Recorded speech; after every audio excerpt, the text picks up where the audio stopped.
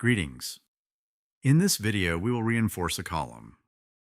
We won't use the parametric module, which would allow us to create columns much more easily, nor the BIM module, which would allow the use of three-dimensional formwork contours. The drawing elements shown here are simple AutoCAD lines. At the top, there are only AutoCAD lines. This is the cross-section, and this is an AutoCAD polyline. First, let's draw the longitudinal reinforcement. For this, I would like to demonstrate the function that converts AutoCAD primitives into reinforcement. To do this, I draw an AutoCAD polyline. Here I am only roughly defining the points. We can refine the reinforcement later.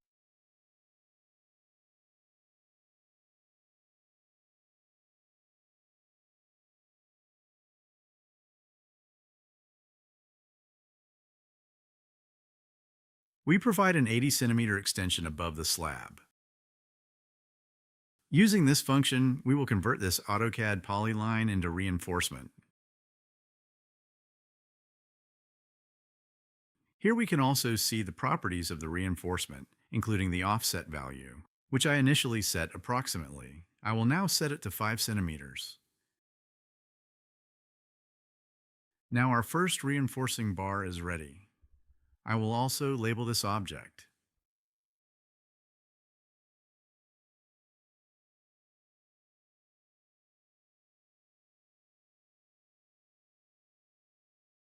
Next to this bar, we would like to place a second bar.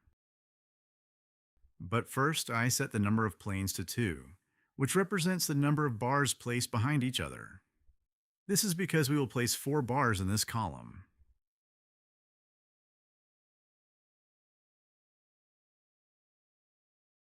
Then, using the context menu, I add a group member.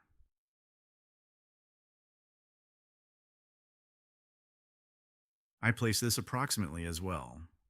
By default, the group member appears the same as the original, but this is not suitable for us, so we change the view from the context menu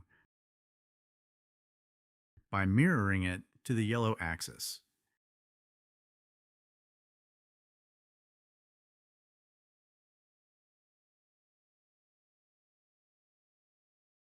This now results in the correct view. In the second step, we create the stirrup.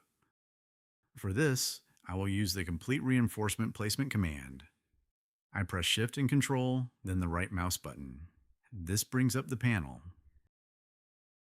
From this panel, we select this arrangement. That is, we have 2 contours, 1 and 2, and we will place a bar between them with concrete cover. This is a simple but relatively tight stirrup. The perpendicular dimension is set to 23 centimeters, calculated from the 30 centimeter column depth, minus the 2 concrete covers.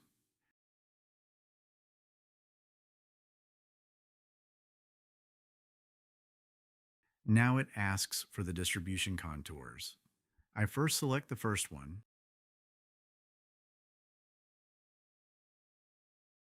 then the second, and the system places the reinforcement ladder. Using the Move command, I shift it slightly so we can better see what is happening.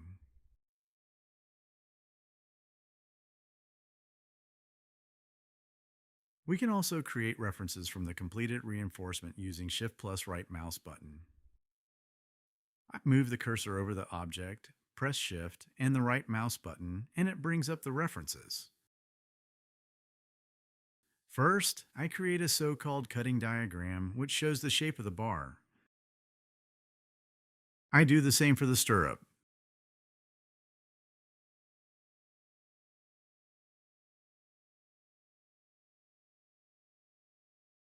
Do not worry that the quantity is currently 0. The final quantity will be included in the label later.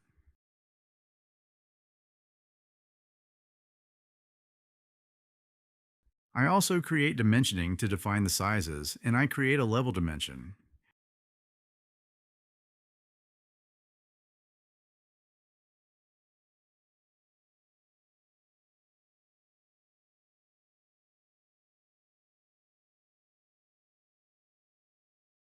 I indicate the direction of level increase. Then I create references for this level dimension from its context menu. I will create references stacked above each other. I only need to indicate the height points, and the system places them one above the other. Next, I create the section view.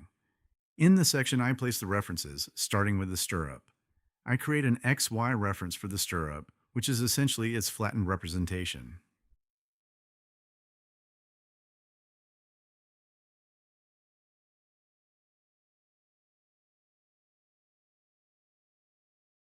Then I place the longitudinal bars. Again, Shift plus right mouse button.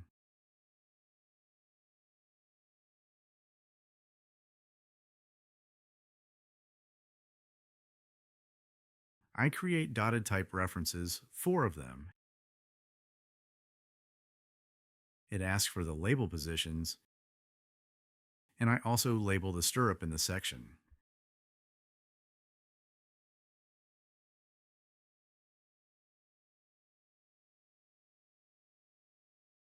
We can see that the individual bars have not yet received their position numbers, but this will happen as soon as I execute the collection function. If there is no table in the drawing yet, it will prompt to insert one. I show its location. Here we can see the bar shapes.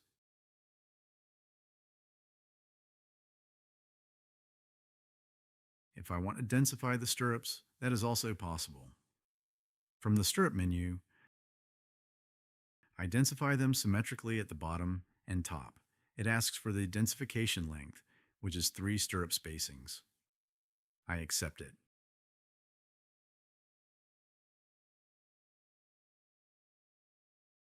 For verification, I can request a so-called checking view, which shows all reinforcement.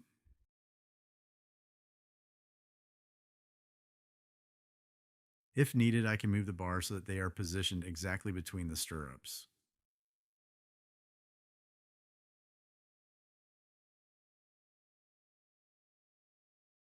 All visualization depends on display styles, but we will not go into styles in this video. The next column can already be created by copying.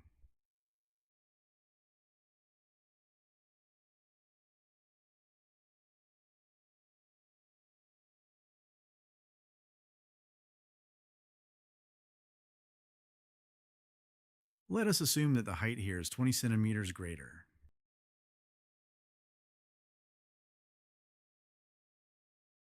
We simply select the top rectangle with a window and stretch it upward by 0.2 meters.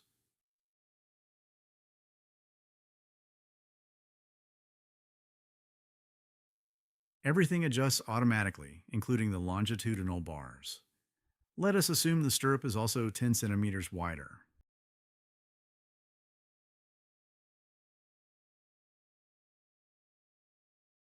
This can be handled with another stretch operation.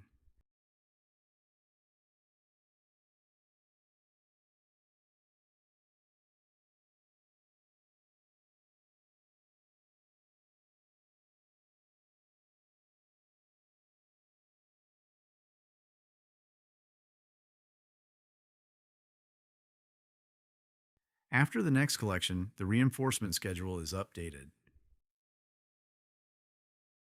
Here we can see the longer bars and the wider stirrup.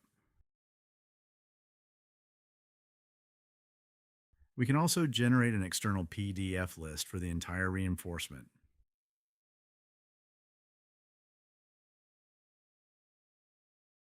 Producing these columns took several minutes, but of course, this is not necessary every time.